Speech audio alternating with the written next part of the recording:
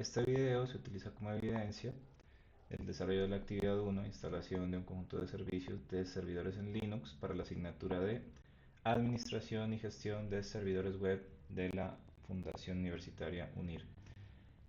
Para esto inicialmente voy a abrir la aplicación o software de virtualización VirtualBox. Vamos a crear una nueva máquina virtual. Esa máquina tener como nombre Ubuntu UNIR. Previamente ya se ha descargado una versión de Ubuntu Server, la 24.04, y para este caso vamos a omitir la instalación desatendida. En intentos previos se comprobó que al menos para esta versión de Ubuntu VirtualBox no se está comportando de una manera adecuada, entonces simplemente vamos a hacer una instalación normal. Vamos a dejarle asignados los recursos por defecto y vamos a crear un disco duro nuevo también con el tamaño especificado por defecto. No es necesario eh, un mayor tamaño para esta actividad. Damos clic en terminar. Vamos a iniciar esta máquina, pero previo a iniciarla es importante que establezcamos en la configuración de red que el adaptador sea puente, esto para facilitar los posteriores procesos de configuración y de comprobación para la instalación de Samba, servidores web, FTP y demás. Entonces dejamos, digamos, este adaptador puente e inmediatamente vamos a dar clic en iniciar.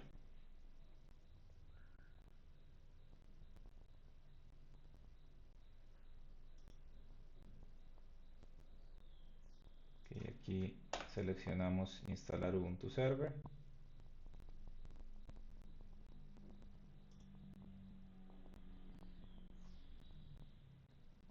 Esperamos que se finalice la configuración inicial y que empiece el asistente del sistema operativo.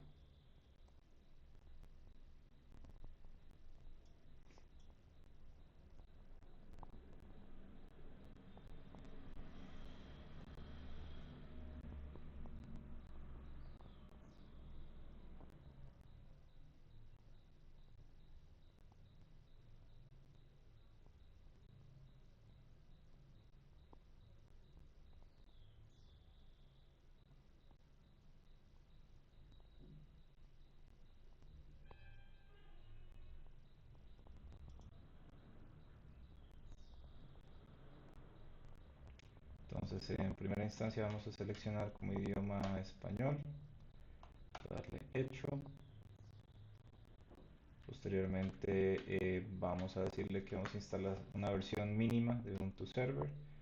Eso para evitar que todos los paquetes que comprenden esta actividad o este laboratorio pues se instalen de previo y poder hacer los pasos específicamente.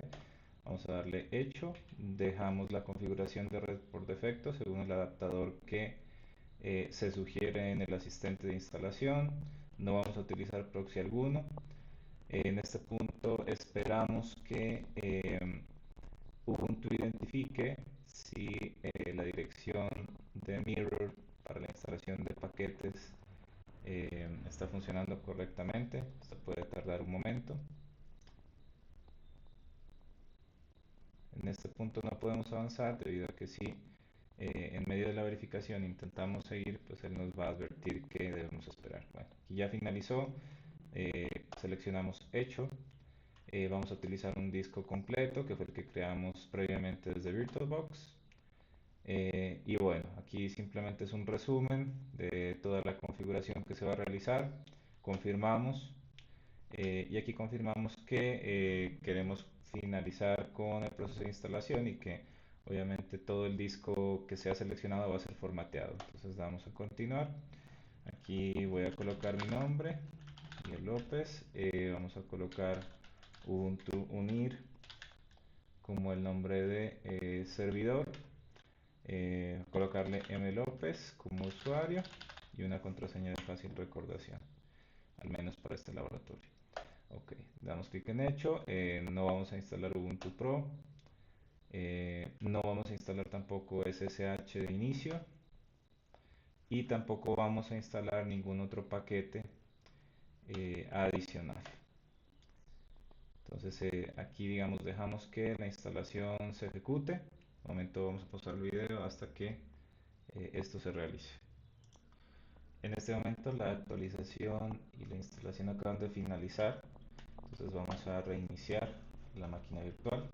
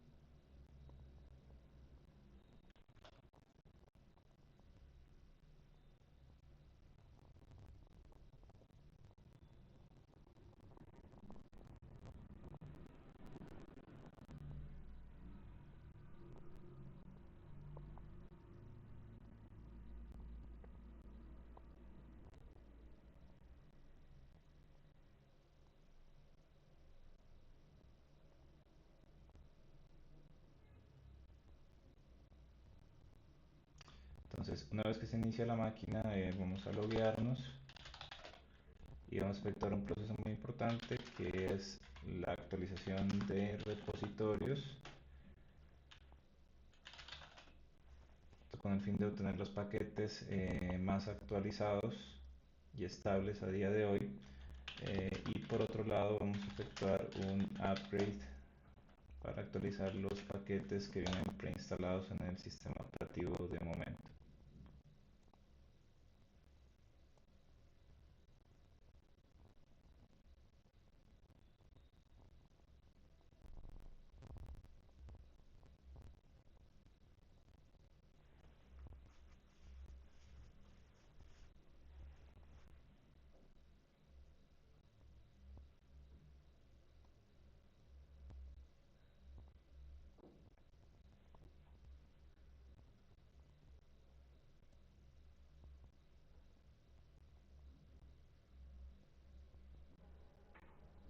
Una vez que este proceso finalice, estaremos listos para continuar con la instalación de los servidores de forma específica.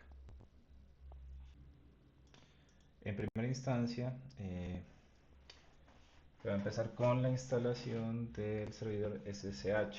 Previo a esto, vamos a instalar algunas herramientas esenciales para esto, como son el paquete UFW, que corresponde al firewall, Nano, que es un editor que nos va a ayudar durante este proceso para facilitarnos la edición de algunos archivos de configuración, y NetTools, que nos va a permitir instalar algunas herramientas de comando para gestión de redes. Entonces confirmamos, y con estos tres grupos de paquetes tendríamos lo esencial para iniciar con la instalación de los servidores de forma específica. Vamos a darle a clear y vamos a continuar con la instalación de un paquete específico que tiene por nombre OpenSSH Server.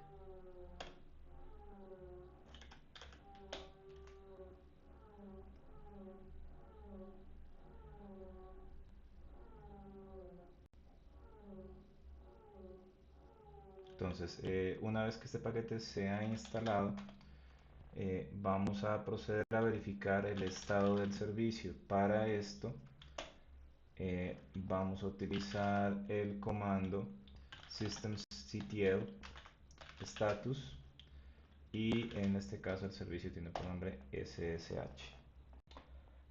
Como observamos, el servicio está presente. Sin embargo, tenemos que proceder a iniciarlo. Como ven, está inactivo. Por lo tanto, para arrancarlo tendríamos que utilizar el mismo comando systemctl, en este caso en primera instancia habilitarlo, y posteriormente tendríamos que iniciarlo. Entonces, como vemos, nuevamente si verificamos el estado, este servicio ya está corriendo. Ahora, para que un externo, en este caso mi equipo local desde el cual estoy ejecutando esta máquina virtual, pueda acceder como tal a esta máquina eh, a través de SSH, en primer lugar tenemos que decirle al firewall que debe permitir el paso para ello. Eso lo vamos a hacer a través del comando ufw, que fue la aplicación o el paquete que instalamos previamente, allow y el servicio SSH. Con esto se actualizan los permisos. Adicional a esto, vamos a acceder al archivo de configuración del servicio. Eso lo hacemos a través del comando nano, que es el editor de texto, y vamos a ir a la ruta etc ssh sshd config. Entonces, en este caso tenemos que eh, todos los settings correspondientes a este servicio están comentados. Entonces, puntos importantes: tenemos descomentar el puerto, ¿cierto? En este caso podríamos dejarlo el puerto por defecto, como podríamos especificarle un puerto adicional. En este caso vamos a dejarle el puerto 22, y tendríamos que buscar el key de Password Authentication, para que no se permita como tal una autenticación anónima para el caso de este servicio. Entonces, observamos aquí el Password Authentication, dejaríamos en Yes. Para guardar cambios, vamos a darle Control O, le damos Enter, y para salir del editor, vamos a darle Control X. Vamos a darle nuevamente Clear. Entonces, como hemos hecho un cambio de configuración, sí o sí tenemos que reiniciar el servicio. Para esto vamos a proceder nuevamente con el comando systemctl. Vamos a dar el comando, el parámetro restart y el nombre del servicio, que es SSH. Listo, vamos a verificar nuevamente el estado. Vemos que está corriendo sin ningún problema. Con eso finalizamos la configuración inicial de este servidor. Ahora procedemos a verificar a través del comando ifconfig la IP local. En este caso observamos que la IP es 192.168.1.6. Es importante este punto porque vamos a establecer conexión por medio de esa IP. Finalmente tenemos que descargar un servidor, una aplicación cliente, perdón, que nos permita acceder a esta máquina aprovechando la instalación de este servidor SSH. En el caso de Linux, bueno, puede utilizarse alguna utilidad específica del sistema operativo. En el caso de Windows, que es donde estamos corriendo esta máquina virtual, tendríamos que utilizar Booty. Para esto, bueno, estoy realizando el proceso de instalación del mismo.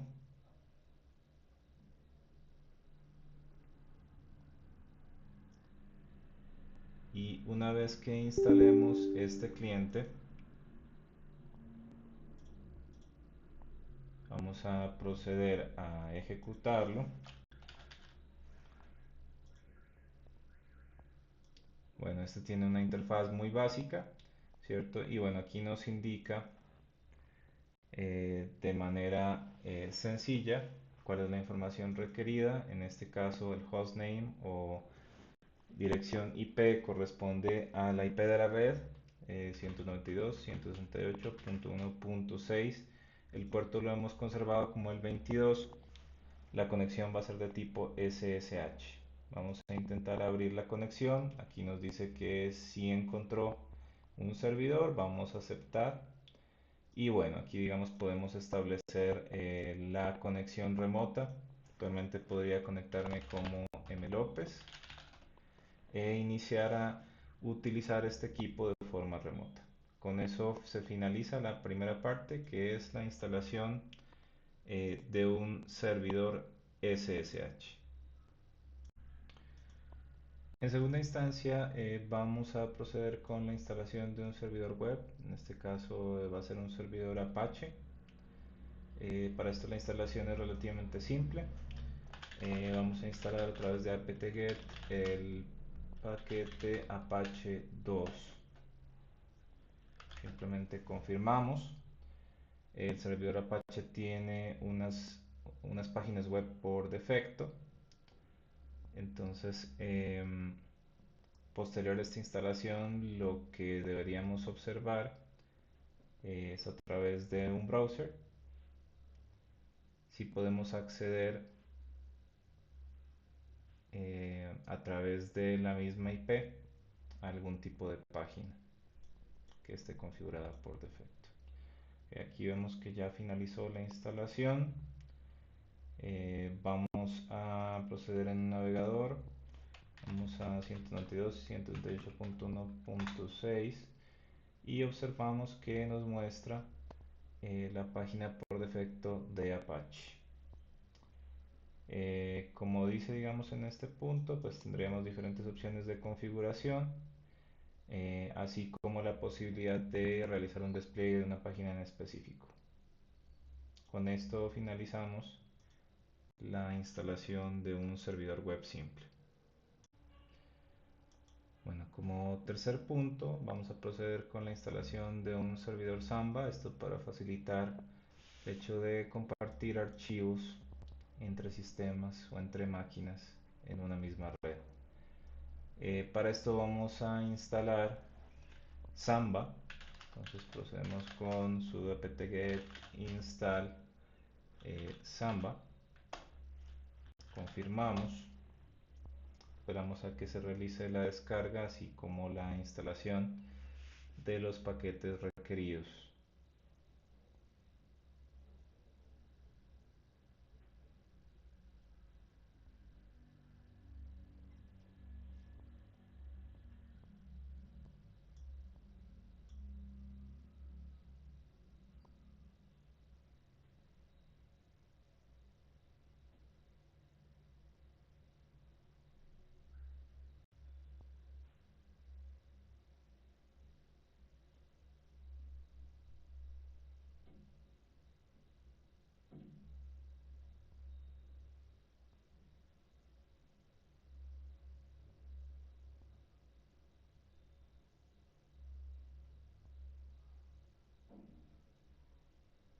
Okay, observamos que la instalación se realizó correctamente. Vamos a observar a través de systemctl el estatus del servicio smrd. Vemos que ya está activo, está corriendo. Bueno, posteriormente vamos a requerir reconfigurar algunas cosas. Ahora, como paso siguiente, vamos a crear el directorio que vamos a compartir con el comando mkdir. Vamos a crear el directorio compartido. Posteriormente vamos a otorgarle permisos, lectura, escritura y ejecución a este directorio para nuestros propósitos de este laboratorio. Vamos a darle un comando sudo. También vamos a utilizar el comando chown para cambiar el owner.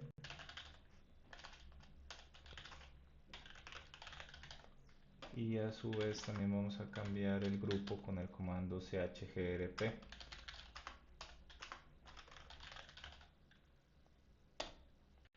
Ok, con esto finalizamos la creación de este directorio. Ahora vamos a proceder a editar el archivo de configuración del servidor Samba. Para esto vamos a irnos al directorio etc Samba y vamos a editar el archivo smb.conf. Entonces, tras abrir este archivo de configuración, vamos a ir a la parte inferior del mismo y entre corchetes vamos a indicarle el nombre de este recurso compartido.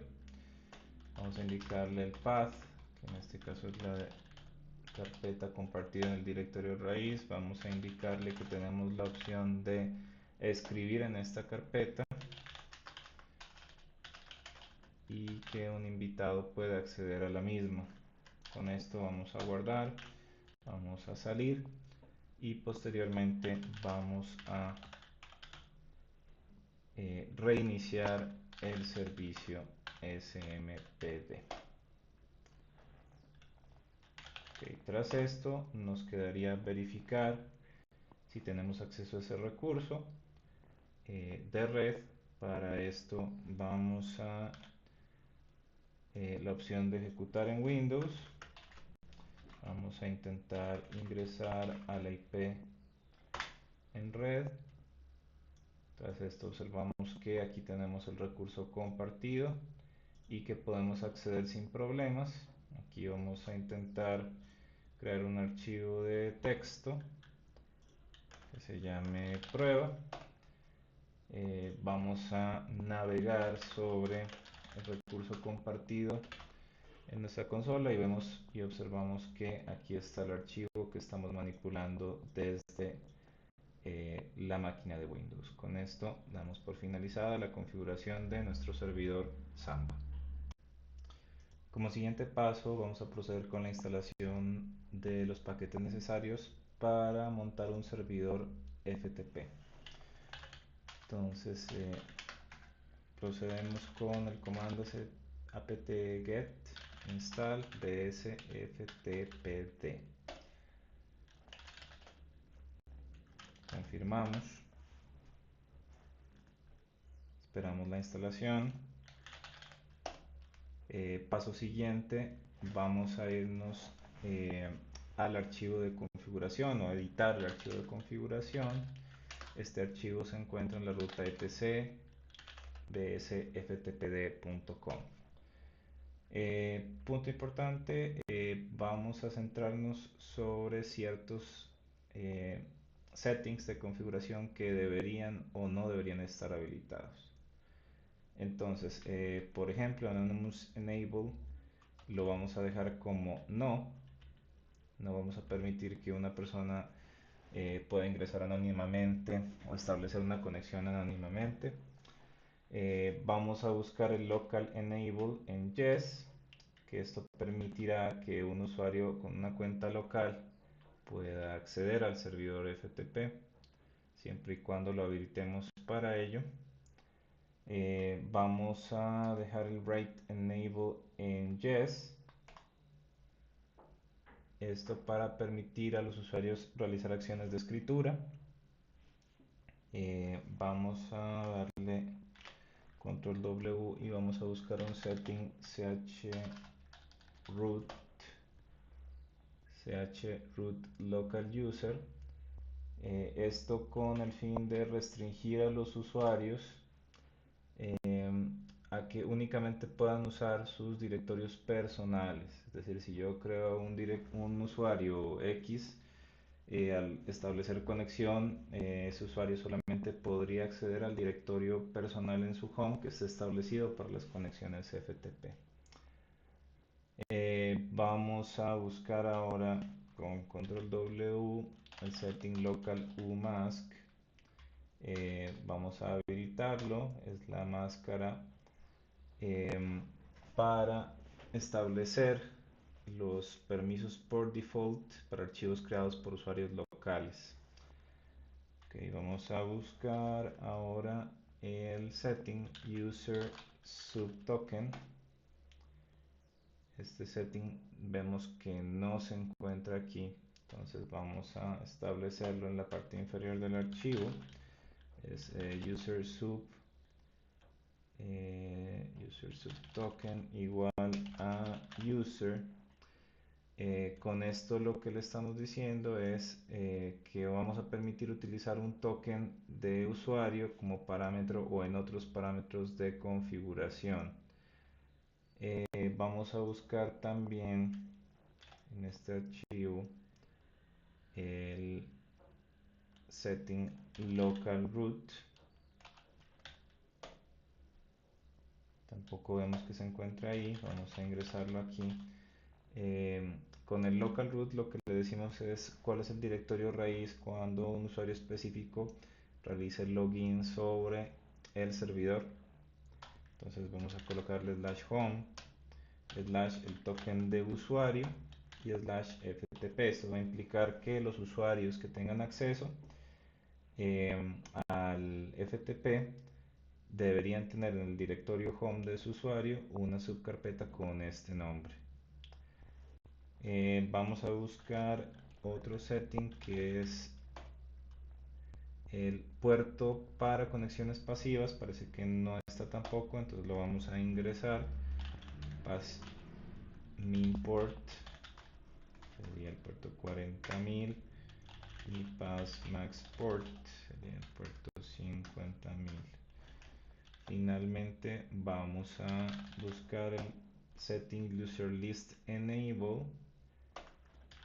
No se encuentra, entonces vamos a ingresarlo y le vamos a establecer que no vamos a permitir por seguridad utilizar un comando que liste los usuarios disponibles. Vamos a guardar este archivo, vamos a salir con control X y paso siguiente vamos a proceder con el reinicio de este servicio BSFTPT. Vamos a verificar el estado. Está activo, está corriendo. Bueno, paso siguiente, vamos a proceder a dar permisos sobre los puertos que requiere el servidor FTP. Recordemos que tenemos el comando ufw. Vamos a darle el parámetro allow y vamos a permitir conexiones sobre el puerto 20, sobre el puerto 21 y sobre los puertos para conexiones pasivas que acabamos de indicar en el archivo de configuración, que eran el 40.000 y el 50.000. Ok, paso siguiente, vamos a crear un usuario específico para establecer la conexión al servidor. Vamos a ejecutar el comando sudo /user y vamos a colocarle ftp mlopez.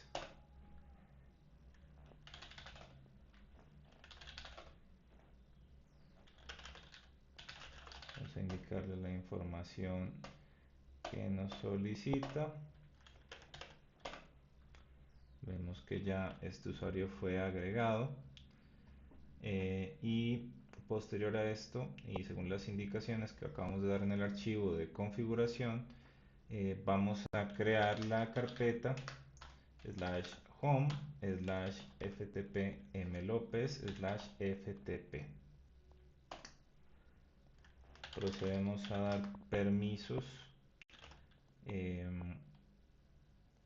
Damos un usuario y un grupo propietario a la carpeta. Vamos a colocarle ftp mlopez a la carpeta home ftp mlopez ftp. Ok, ahora vamos a dar un permiso específico a la carpeta. Vamos a dar permisos recursivos.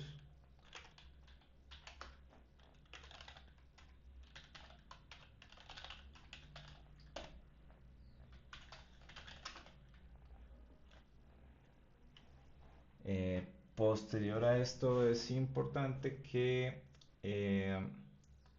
demos permiso a una carpeta o un archivo más bien específico que es el ftpd user list. Esto con el fin de habilitar o que se permita la conexión hacia el servidor FTP a través de clientes específicos como FileZilla. Vamos a darle permisos de grupo a este archivo que se encuentra aquí en la carpeta etc bsftpd.userList. Bueno, en este momento no se encuentra este archivo. Entonces vamos a proceder con la ejecución de un cliente FTP, en este caso es FileZilla. Entonces vamos a colocarle como IP de servidor, vamos a colocarle el usuario, la contraseña, no vamos a especificar puertos, vamos a aceptar estas condiciones. Bueno, aquí inicialmente observamos que no nos está permitiendo conexión hacia el servidor. Entonces, para superar este impasse con la configuración, vamos a volver al archivo conf y vamos a ingresar un property que estaba faltando, que es a la write able chroot igual a yes. Guardamos y reiniciamos el servicio, verificamos su respectivo estado, vemos que ya está corriendo. Volvemos a FileZilla, dejamos los parámetros como están, establecemos una conexión y vemos que el directorio ya se encuentra habilitado. Vamos a crear aquí un nuevo archivo,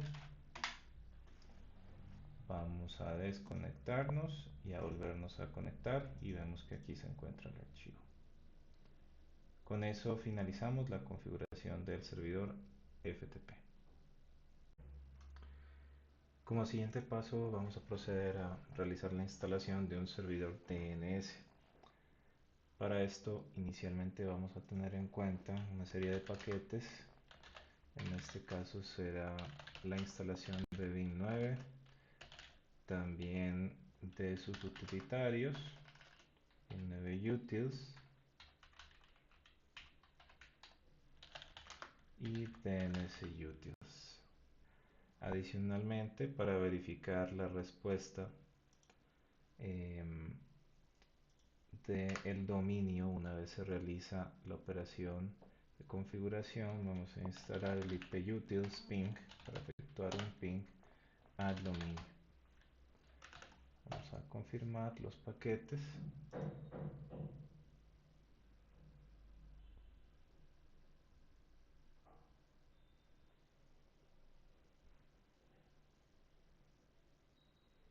Una vez que esta instalación finalice, vamos a verificar el estatus del servicio de Vim9. Observamos que el servicio está activo y ejecutándose. Como paso siguiente vamos a añadir las excepciones de firewall de este servicio. Con esto tenemos las reglas actualizadas y vamos a efectuar un reinicio del servicio named. Vamos a verificar el estatus. Ok, tenemos a Vim9 corriendo. Ok, una vez que ya realizamos este paso, vamos a realizar la configuración o la reconfiguración de algunos archivos importantes.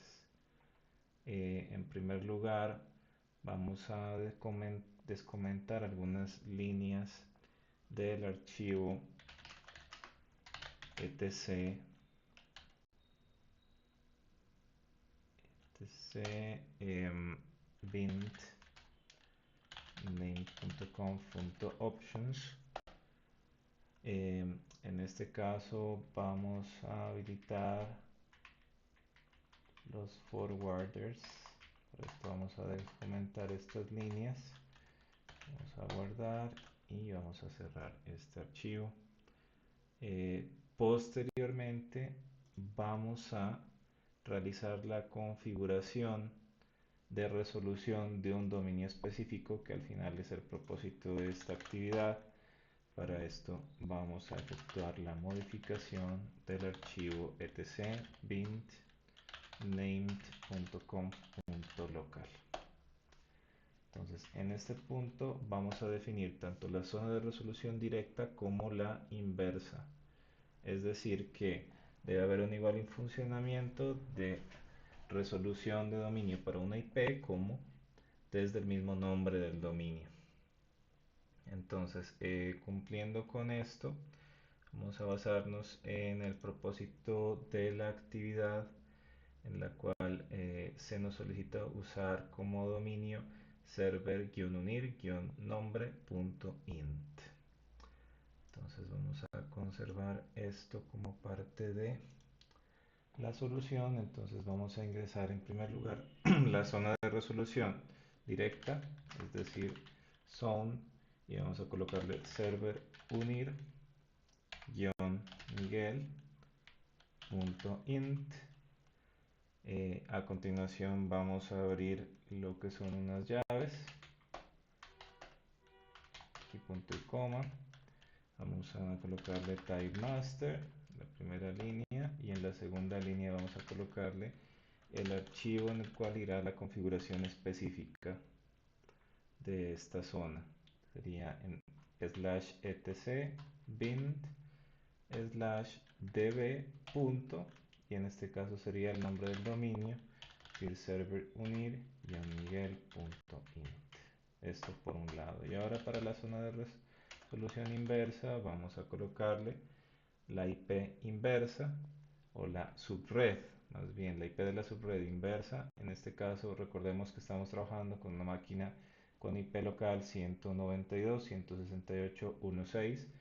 Entonces vamos a proceder a colocarle 1 168.192.in-addr.arpa in corchetes, recordemos el punto y coma al final, y type master, así como en la zona superior. Y en este caso vamos a especificarle como carpeta /etc /bind /db.192. Tras esto vamos a realizar el guardado.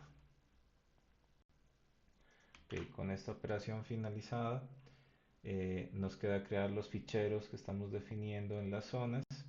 Entonces vamos a realizar una copia sobre un fichero base que es el etc bind db local, y lo vamos a copiar en etc bind /db.server unir-miguel.int.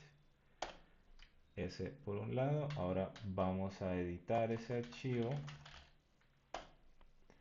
Dentro de ese archivo vamos a reemplazar todo lo que observemos que corresponde a localhost con el dominio que estamos trabajando. Por ejemplo, en este caso tendríamos que colocarle server-unir-miguel.int. Aquí también tendríamos que hacer lo mismo.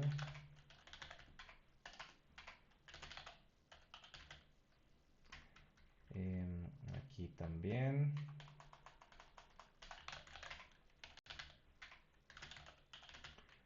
En este caso tendríamos que ingresarle la IP local, que en este caso es 138.1.6, y vamos a agregarle una regla para www que corresponda a la misma IP. Con esto finalizamos el trabajo en este archivo, y ahora vamos a proceder a hacer lo mismo para la regla inversa. Para eso vamos también a hacer una copia, como lo hicimos con la zona anterior. En este caso sería la copia sobre el archivo db127, que es el de localhost. Vamos a hacerle la copia a esa bind /db.192. Paso seguido vamos a editar la configuración de ese archivo, y vamos a proceder de la misma manera como lo hicimos previamente, cambiando localhost por el dominio. En este caso sería server unir-miguel.int, server unir.int,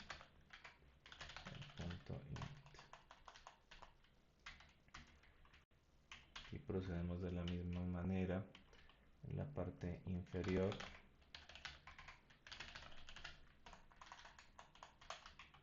Y finalmente aquí también hacemos lo propio. guardamos y cerramos el archivo. Paso siguiente, vamos a verificar si la sintaxis realizada eh, sobre este archivo o sobre estos archivos que hemos editado está correcta. Entonces, en primera instancia vamos a utilizar el comando named checkconf y vamos a examinar el archivo /etc /bin named.com. Entonces observamos que nos está advirtiendo que hay un problema en el archivo. Entonces vamos a volver al archivo nameconf local. Efectivamente, después de file observamos que faltan unos puntos y comas. Guardamos, procedemos a verificar nuevamente, vemos que ya no hay ninguna advertencia. Hacemos lo mismo de forma específica con el archivo .local, no hay ninguna advertencia. Lo hacemos con el archivo .options y ahora de aquí en adelante verificamos las zonas. Eso a través de name checkzone. Coloquémosle un dominio cualquiera, google.com /etc/bint /db.serverunir-miguel.int. Vemos que está ok. Procedemos de la misma manera sobre el archivo db.192. Vemos que está todo correcto. Una vez verificados estos archivos, vamos a nuevamente reiniciar el servicio Bint. Entonces damos restart Bint 9. Verificamos su estado. Vemos que está corriendo. No hay ningún inconveniente. Y finalmente vamos a editar el archivo etcresolve.conf. Esto para decirle quiénes son nuestros servidores DNS y el servidor en el cual se encuentran. Para esto tenemos en cuenta lo siguiente: domain, en este caso el dominio sería serverunir-miguel.int. En el caso de search también haríamos lo mismo. Borramos por tanto esta parte. Tenemos en name server, que sería nuestra IP local, y en options lo dejamos tal y cual está configurado. Realizamos la operación de guardado y volvemos a reiniciar bint y named. Ok, entonces con esto finalizamos esta primera parte. Ahora vamos a efectuar el uso de un comando que es nslookup. Vamos a hacer un clear aquí. Lookup para verificar si se está resolviendo correctamente nuestro dominio, que en este caso sería serverunir-miguel.int. Observamos que efectivamente lo está resolviendo de buena manera. Entonces con eso, digamos, finalizaríamos la configuración de nuestro servidor DNS. Ahora, para comprobar que esto se ha podido propagar correctamente, vamos a comprobar realizando la configuración sobre la máquina Windows. Para esto voy a irme a la configuración de mi red local, voy a irme a Ethernet. Aquí observamos que tenemos una configuración por defecto que indica unos servidores DNS específicos. Entonces voy a editar estos DNS y le voy a decir que ahora mi servidor DNS va a ser el que acabamos de configurar. Entonces con esto voy a irme a mi navegador y voy a intentar acceder a server unir-miguel.int. Observamos que nos carga correctamente la página del servidor web que habíamos configurado previamente para el servidor Apache. Con eso finalizamos esta configuración y verificamos que todo quedó correctamente establecido. Finalmente vamos a proceder con la configuración de una VPN. Para esto se va a hacer la instalación de OpenVPN en Ubuntu. Entonces en primera instancia vamos a instalar los paquetes OpenVPN, OpenVPN systemd result y EasyRCA, esto para todo el tema de certificados y encriptación. Entonces una vez instalados es importante realizar todo el proceso de una autoridad de certificados. Entonces en primer lugar vamos a copiar ciertos contenidos. Esperemos a que finalice su configuración y vamos a realizar la copia de este directorio OpenVPN / EasyRCA. Con esto estamos copiando el directorio de EasyRCA a OpenVPN. Vamos a hacer un switch hacia superusuario y vamos a navegar sobre el directorio etc OpenVPN y EasyRCA que acabamos de copiar. Vamos a inicializar la infraestructura de las llaves públicas, esto haciendo la ejecución de EasyRCA con el comando init.pki.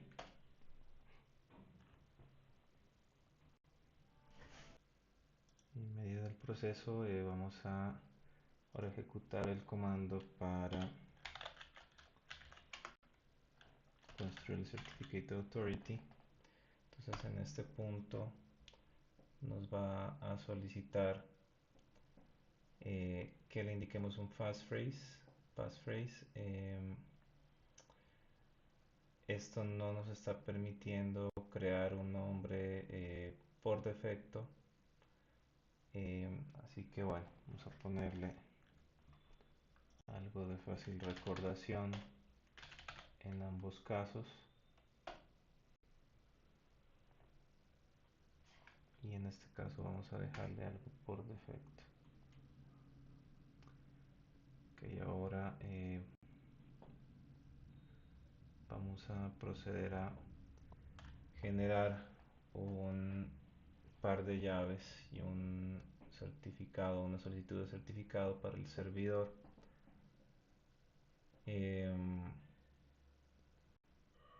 Vamos a partir de el subdominio que habíamos creado, del dominio que habíamos creado para la actividad. Entonces vamos a realizar un EasyRCA request server unir y el punto int no pass.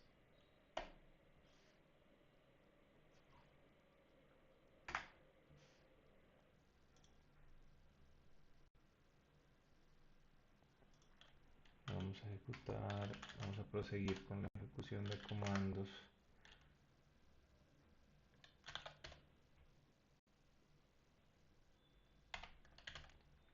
para la generación de las llaves respectivas y vamos a realizar el firmado de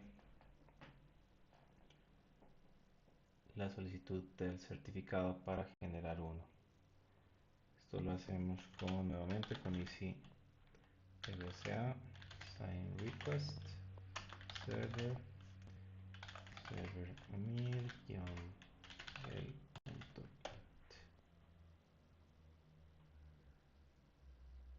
Entonces aquí le vamos a decir que sí.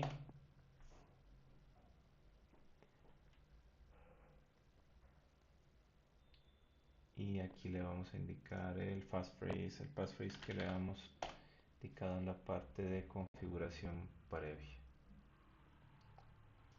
Y finalmente, para terminar con esta parte de las llaves, vamos a indicar la autenticación por TLS con el certificado que acabamos de crear en el anterior paso.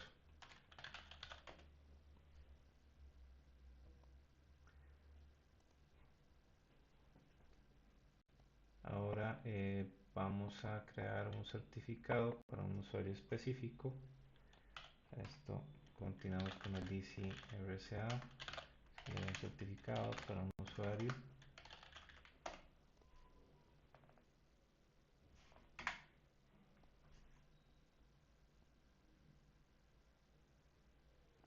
Ahora vamos a firmarlo.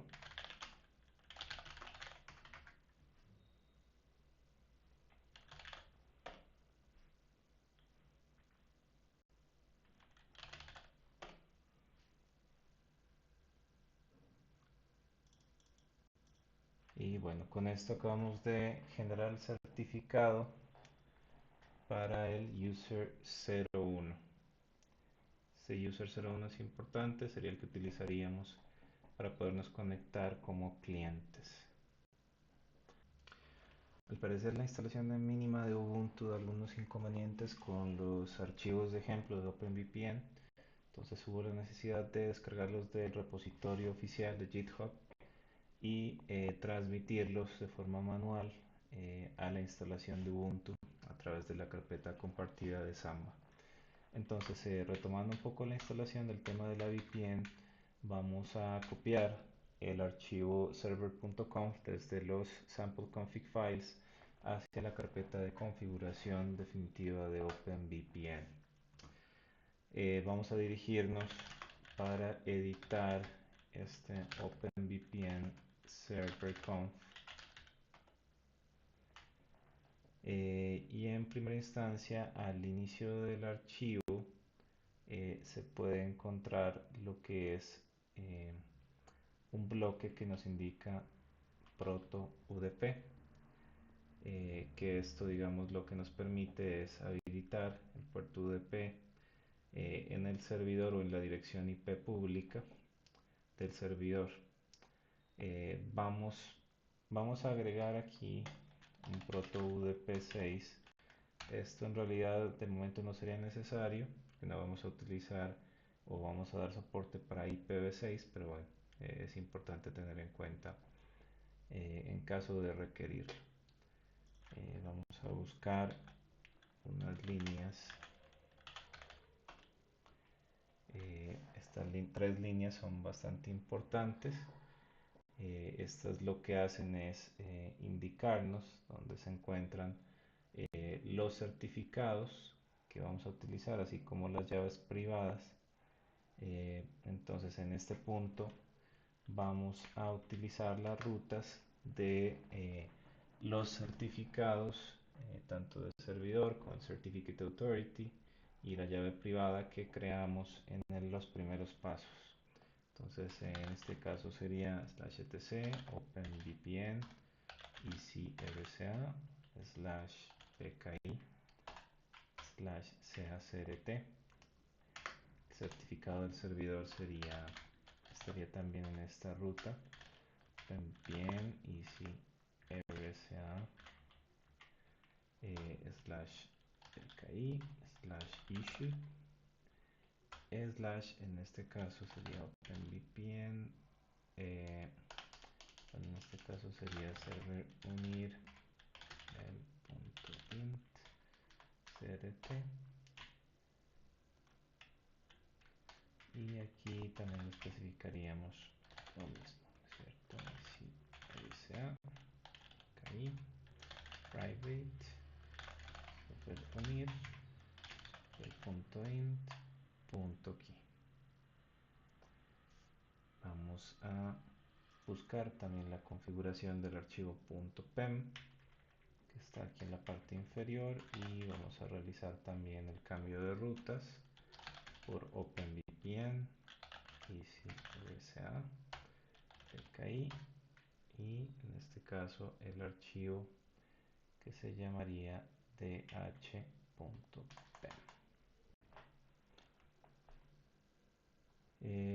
Ahora vamos a especificar la IP del servidor, la IP privada de la red que vamos a configurar a nivel de servidor. Entonces vamos a dejar este setting, vamos a buscar aquí server. Entonces aquí tendríamos esta subred. En este caso debemos tener en cuenta que estamos configurando la red como un bridge. Entonces aquí nos dice que en ese caso deberíamos comentar esta línea. Así lo vamos a hacer. No requerimos configuración adicional de eh, por temas de IPv6. Y bueno, de momento vamos también a configurar otra de las líneas. Vamos a buscar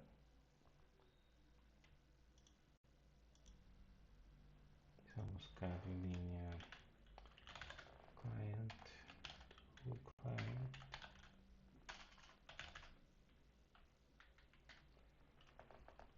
Vamos a habilitar este comportamiento para que los clientes puedan observarse unos a otros. Si no, podemos dejarlo como comentado. Vamos a buscar el TLS auth. En este caso vamos a descomentarlo. Y para el caso del aquí que creamos previamente sería nuevamente especificarle el directorio donde tenemos el archivo.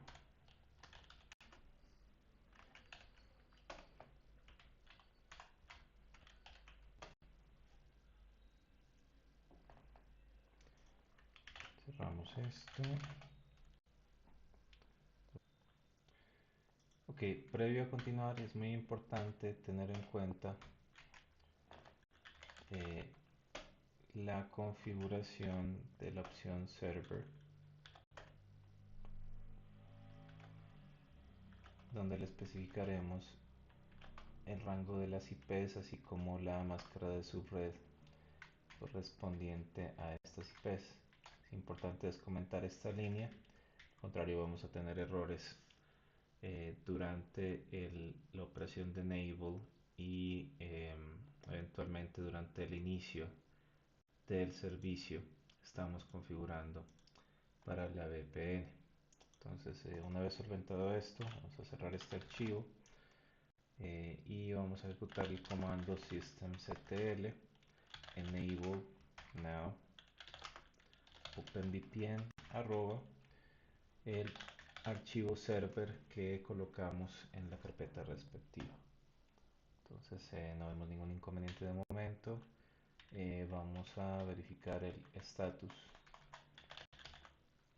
de este servicio y vemos que se pudo iniciar eh, sin ningún inconveniente. De momento, bueno, podemos ahondar en las configuraciones para modificar algunos comportamientos, por ejemplo, el enrutamiento de algunos paquetes entre los clientes e internet y demás procesos que se podrían dar en medio, pero bueno, de momento vamos a dejar una configuración básica. Eh, Vamos a añadir las excepciones de firewall.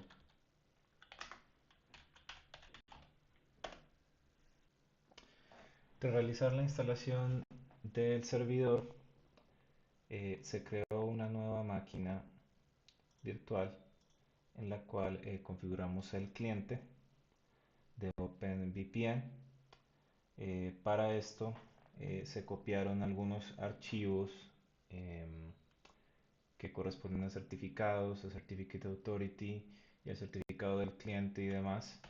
Esos archivos son los que están aquí, el CACRT, T aquí, el user 01 que era el certificado del cliente, tanto el CRT como el key, las llaves privadas. Em, También, punto importante, se llevó el archivo client.com con algunas configuraciones importantes. En primer lugar, la opción remote que debe indicar la IP, en este caso la IP privada, en la cual tenemos nuestro servidor corriendo, que es la 1.6 en el puerto 1194. Y otro punto importante son los certificados que vamos a utilizar. Certificate Authority, el certificado, las llaves privadas y también el archivo, em, otro de los archivos importantes que es el TA. Con esos cuatro archivos podemos, digamos, fácilmente configurar esto. Simplemente es em, realizar un start sobre el cliente. Esto ya se hizo aquí. Observamos que el estado es correcto, que está corriendo. Y para verificar que la VPN está funcionando, hacemos un ping sobre un elemento del servidor, que es la subred que está asignada al servidor, que es la 10.8.0, en su elemento 1. Observamos que hay respuesta, por lo tanto asumimos que la configuración ha sido correcta.